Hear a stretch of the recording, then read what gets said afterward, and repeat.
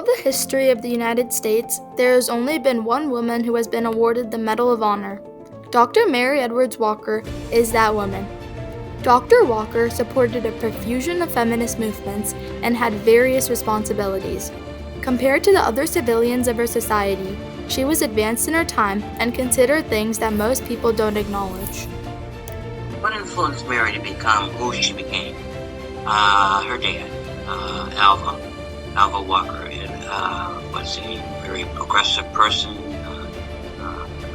had great vision for the future, and he influenced her in so many ways and encouraged her. Dr. Walker was born in Oswego, New York, to Alva and Vesta Whitcomb Walker. Mary strongly admired her father. He had encouraged her to use her knowledge to stand up for what she believed in. Later in the years, he had opened a school for both boys and girls, as he had believed that everyone should have a proper learning system. Mary's father had said that since the clothing style for women in the 19th century was very uncomfortable, Mary and her sisters should wear pants with a shorter skirt instead of a longer skirt. Both of her parents had no idea of what would come of their daughter in her later years.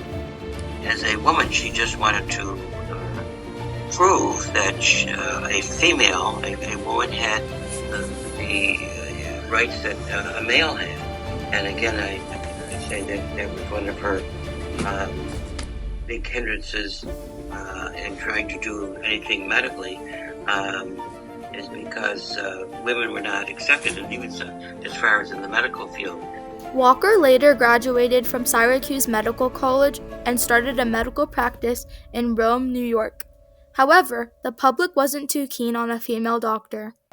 This is an excerpt from Dr. Walker's book, Hit: Essays on Women's Rights. With women's enfranchisement comes her unqualified individuality. Without it, just so much or so little as men choose to allow her, and that allowance is according to the preconceived opinions or prejudice with men in whom she's related to. In the 19th century, women's responsibilities were to care for their household and children, so it was challenging for her to aspire to become a surgeon. Social expectations of Dr. Mary Walker. Well, she turned everything on its head. Unlike your typical women in the Victorian age, she believed that women had every right to do what a man had, including speak out against injustice. When the Civil War had begun, Walker wanted to join the Union's efforts. She then went to Washington, but was denied because she was a woman, and at the time, women couldn't participate in the medical field. She then decided to go to the U.S. Patent Office to become a volunteer surgeon. At the time, they had no female surgeons, but they then allowed Mary to practice as a nurse in temporary hospitals. Around 1863, her request to become a surgeon was finally approved, and she then became the first female surgeon by the Army of the Cumberland. One of Dr. Mary Walker's biggest challenges as a female surgeon during the Civil War was that she was one of a kind and a groundbreaker. There had never been a female surgeon before, and she was not accepted by the Army, by other surgeons. They simply wouldn't let her practice. The greatest challenge that Dr. Walker faced while in the Army was being accepted by all of the men and other surgeons. She was completely against the expectations of women in her century. She often crossed battle lines to care for other soldiers. She got arrested as she was accused of being a spy.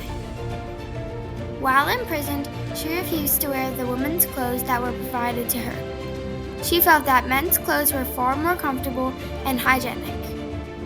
At the time, women were compelled to wear long skirts, which was very uncomfortable to move and work in. In the later years, Walker helped to change that. After her release, she was awarded the Medal of Honor for impeccable service by President Andrew Johnson. Mary Walker was great on hygiene and cleanliness, and that was so foreign even to the medical field at that time. She was against all the amputations that were being done, or most of the amputations that were being done. Dr. Walker's views on health treatment in the 19th century were very hygienic. Mary often refused to perform amputation. She showed responsibility towards being a surgeon. She wanted what was best for the people. She believed in just washing your hands before a surgery, which could change a lot, and it did. People became sanitary, which made them healthier by doing so. So, after the Civil War, she was only 33 years old, and she was full of energy and passion. She spent the rest of her life campaigning for dress reform and women's rights. Well, she thought that the typical way that females dressed in those days with long skirts and corsets was very unhealthy. Dr. Mary Edwards Walker had made history as the first female surgeon to serve in the U.S. Army, as she proved that women were just as capable of excelling in roles traditionally reserved for men. The responsibilities that women had were unreasonable, she thought, and they were far more capable of than they were thought out to be.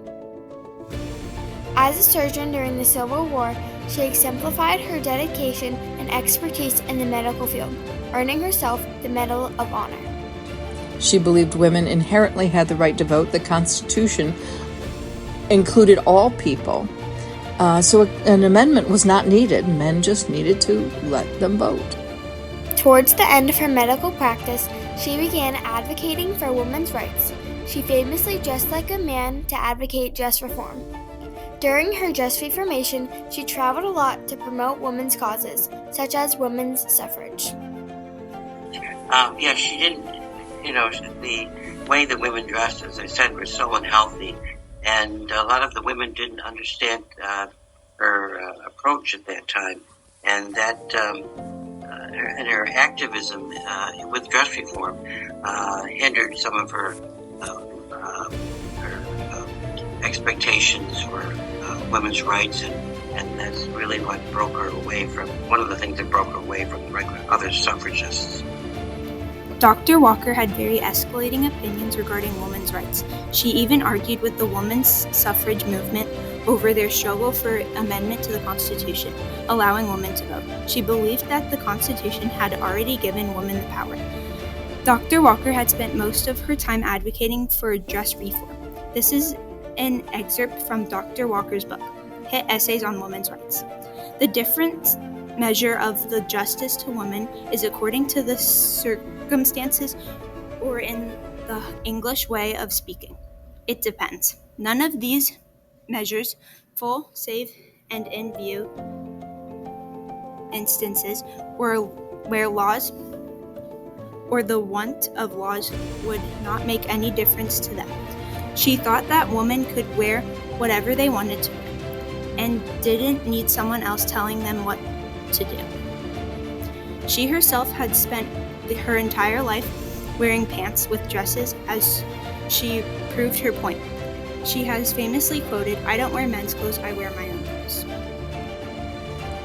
Dr. Walker faced a lot of challenges because of her social activism. First of all, she lived in extreme poverty at the end of her life. She had appealed for a pension as soon as she got out of the Civil War, but because she was not technically in the Army, they did not give her a pension. Personal hardships that Dr. Walker had faced during her social activism included poverty. She was very poor. She often earned money through speeches and from working on the farm. People would see her as an outcast and unusual. Many people consider Mary as a radical advocate. She suffered a lot through her views, and she had faced many hardships independently. Mary making, such an obvious example of herself in fighting for the rights of women doctors, did make some inroads in attitudes of the medical profession and the Army in allowing women to serve. Dr. Walker was the first female surgeon in the U.S. Army and the first female to earn the Medal of Honor. The world continued to see more of women in the medical profession towards the end of the 19th century and the start of the 20th century. She advocated for women's rights, was a social advocate, campaigned for women's suffrage, and advocated for dress reform. She had fought alongside a lot of great people to make this happen, and her responsibilities were endless. She was a women's rights advocate, an abolitionist, and much more. The amount of work she put in is truly inspirational.